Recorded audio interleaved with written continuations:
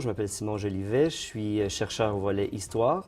Je suis aussi coordonnateur pour le chantier Ottawa avec Anne Gilbert, la directrice du Centre de recherche en civilisation canadienne-française, qui chapeaute tout le projet du chantier Ottawa pendant quelques années.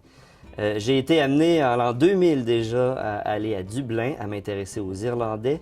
Et c'est à partir de là que j'ai commencé à regarder l'immigration irlandaise au Canada et notamment au Québec pendant mes études doctorales pour voir jusqu'à quel point les Irlandais catholiques notamment et les Canadiens français étaient capables de bien s'entendre, surtout au niveau politique, religieux et social. Ce qui m'intéresse particulièrement, ce sont les relations entre, évidemment, Irlandais et Canadiens français, mais en Ontario, principalement dans des lieux comme l'Université d'Ottawa, un lieu de débat depuis la fondation du Collège Bytown au 19e siècle. Ce que je tente de voir aussi, et principalement, ce sont deux paroisses. Une étude de cas de deux paroisses, une irlandaise, c'est-à-dire St. Brigid's, dans la basse-ville, et une autre francophone, Sainte-Anne. Comment les gens, les paroissiens, par exemple, interagissaient?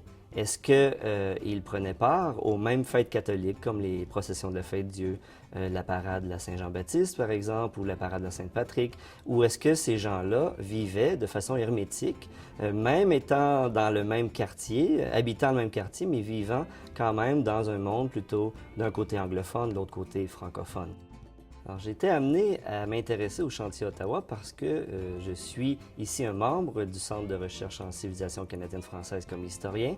Et comme le centre chapeaute tout le chantier, j'ai été amené de près à travailler sur le projet et à travailler avec des gens, des historiens aussi, comme Michel Bock, comme Yves Frenette, Damien-Claude Bélanger ou Martin Meunier, qui s'intéressent à des questions sur l'histoire d'Ottawa, l'histoire des relations tendues parfois entre communautés, soit à l'intérieur même de la communauté franco-ontarienne, ou soit avec l'altérité, c'est-à-dire l'autre qui est souvent anglophone.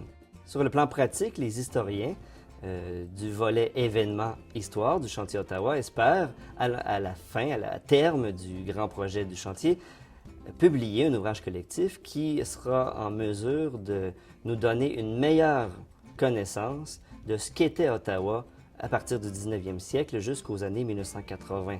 Une espèce d'ouvrage synthèse sur Ottawa qui va nous en dire beaucoup plus sur la vie française et comment les francophones agissaient dans plusieurs milieux, dont par exemple celui de l'ACFO, qui était la principale association canadienne-française de l'Ontario.